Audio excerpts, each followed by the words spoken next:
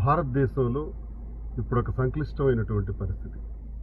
ప్రపంచంలోనే 3వ స్థానం కలిగినటువంటి ఇండియన్ సివిల్ ఏవియేషన్, ఇంత గొప్ప ఖ్యాతిని సంపాదించినటువంటి భారతదేశం ఈరోజు గత కొద్ది నెలలుగా ఈ ఏడాది కాలంలో అసలు ఏవియేషన్లో ఎటువంటి ప్రమాదాలు జరుగుతున్నాయన్నది చూస్తుంటే చాలా ఆశ్చర్యకరంగా ఉంది.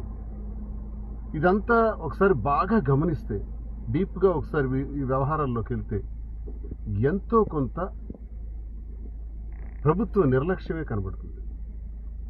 ముఖ్యంగా ఆ మంత్రిత్వ శాఖను నిర్వహిస్తున్నటువంటి పౌర విమానయాన శాఖ మంత్రిగా ఉన్నటువంటి కింజరాపు రామ్మోహన్ నాయుడు తాలూకా చేతగానితనం, తెలివి తక్కువతనం, దాని మీద బాధ్యత లేకపోవటం, మంత్రిత్వ శాఖ పట్ల పూర్తి బాధ్యతతో పట్టుదలతో నిర్వహించలేకపోవటం వల్ల ఈ ప్రమాదాలు జరుగుతున్నాయన్నది కూడా కొన్ని ఆధారాల ప్రకారం తెలుస్తుంది.